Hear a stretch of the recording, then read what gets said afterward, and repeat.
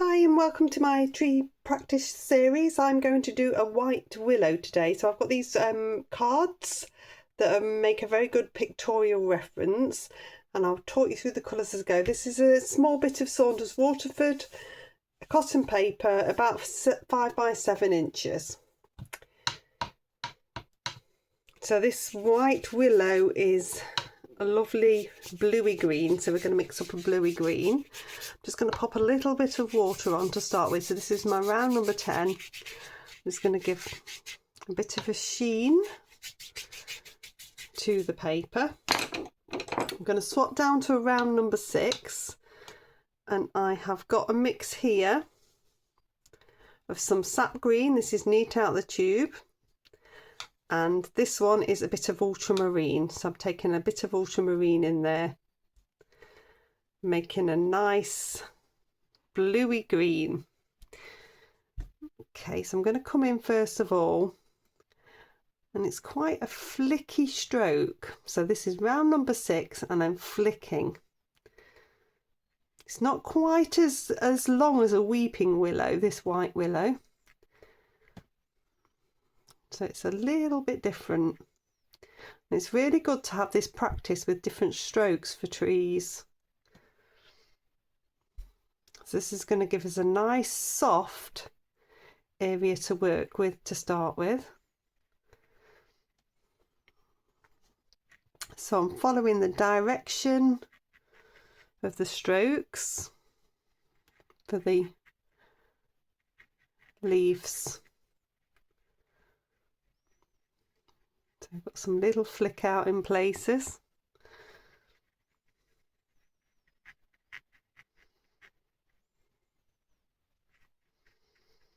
It starts to dry in places, don't worry, because we're going to come over it a little bit later anyway.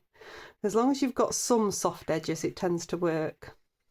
It has dried a little bit down here.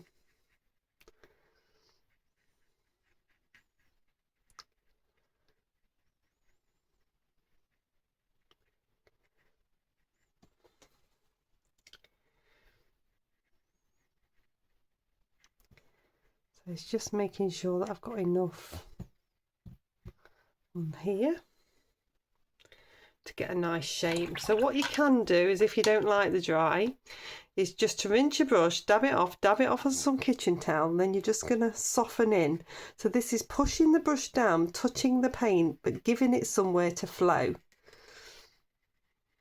So I can just do that, and that's just going to soften in that a little bit. Okay, I'm going to dry that one off. Okay, so that's nicely dry. So I'm going to come back in with my number 6 in the same colour. We're going to start to create some little flicky bits. So I'm following the direction of the foliage, and I want to leave some of that soft so I can see. So I'm not going to try and do it all in one go. Some are bigger flicky bits, some are littler. It's a nice little delicate flick.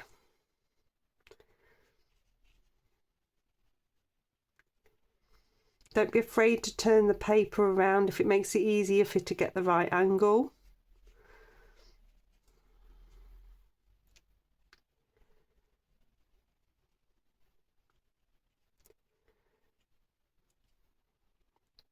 It's a really interesting tree. I don't think I've ever seen one like this before.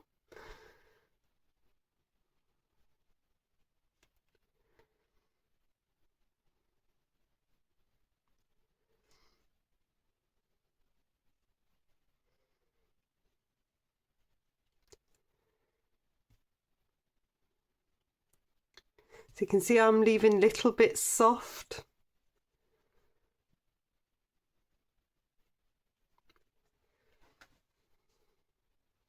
Just working through.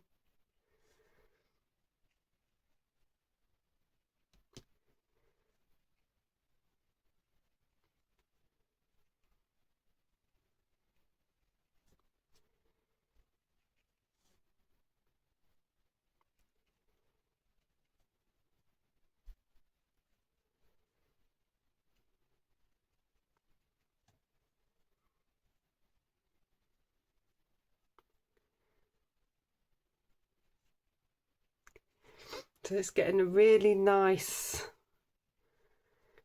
different texture. So this isn't a normal run-of-the-mill tree.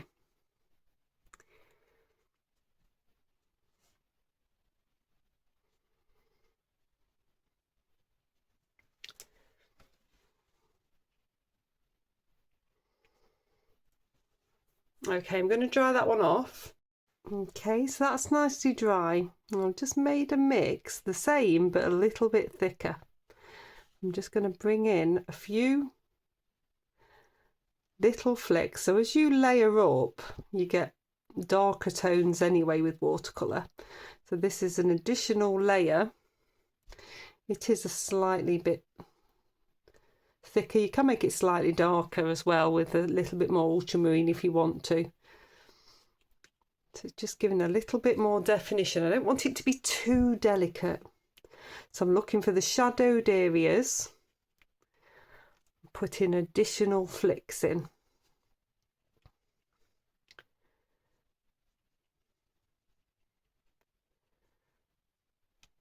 Mainly on the underside of each of these bits of foliage. That's where the shadow would naturally be.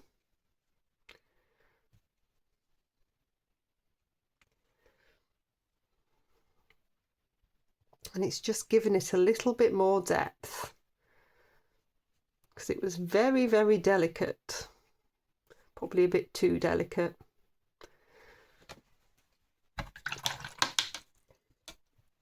Okay, so the trunk itself is very, very dark. So I'm going to come straight in with some sepia.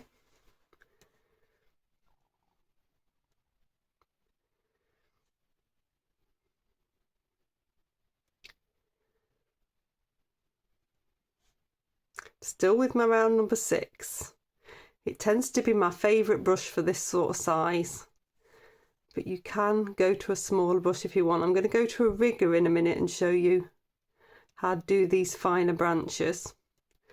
Just popping a few branches in. To make one side darker, if I just touch into the ultramarine, I can just bring that down that one side. Just the underside here as well. Ultramarine always makes something look a bit darker. And then we need to just start to work through. So I'm going to come over that bit of foliage there, but then as we come up I might well come behind the foliage. So you've got a mixture of both here. So I've got at the front here and I'm coming behind. I'll do as much as I can with my round number 6 and swap down. I'm going to swap down to a rigger. So this is a rigger, a long thin brush. This is a number 2 rigger, tends to be my favourite. I only need one and it's a number 2. I'm going to just work with that. So this gives you lots of paint for these long strokes. You don't have to keep dipping back in. And I rest on my little finger, and it's really then quite easy with a bit of practice to get these beautiful fine branches.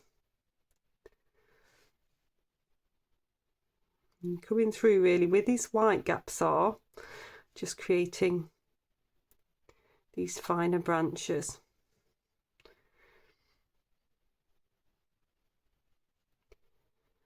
Some will go behind the foliage, some will go in front. This one's gone in front here. A mixture of both tends to work best.